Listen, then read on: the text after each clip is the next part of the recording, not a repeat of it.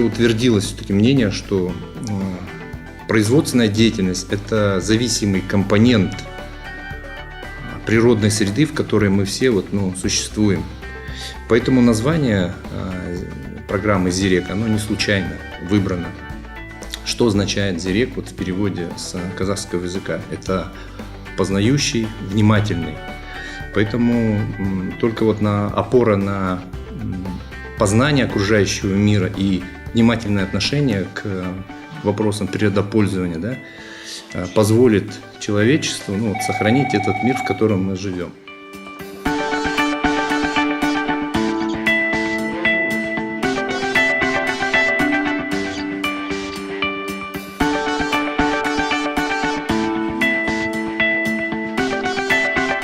Первое, мы определили те сферы, в которых необходимо повысить знания.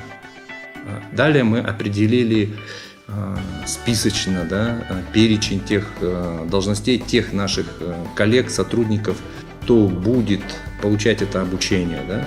Кроме того, те, кто будет доносить эту информацию в виде презентаций, в виде неких лекций, они ведь не специалисты по обучению. Поэтому благодаря существующему взаимодействию со службой HR, в частности с отделом по обучению, была проведена соответствующая работа по подготовке этих тренеров.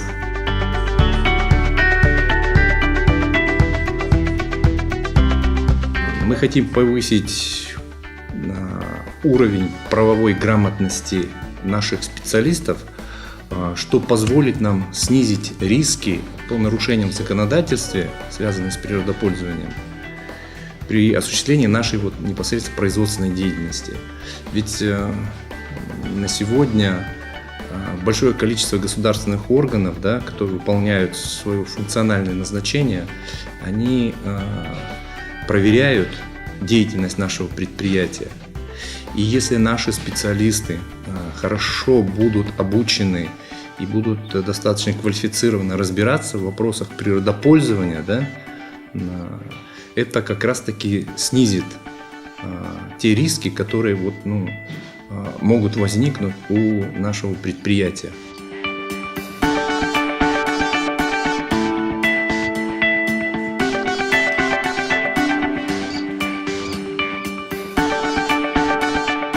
Мы хотим, чтобы программа эта была не разовая, а на периодической основе, поскольку это законодательство, динамично развивающееся в Казахстане, оно очень так быстротечно меняется.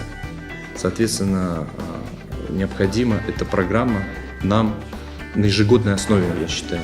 Мы надеемся, что наша программа зарекомендует себя надлежащим образом, и тогда мы сможем поделиться своим опытом, своими знаниями с другими компаниями, входящими в группу Казминералс. Это и Башиколь, Актагай, и Базымчак.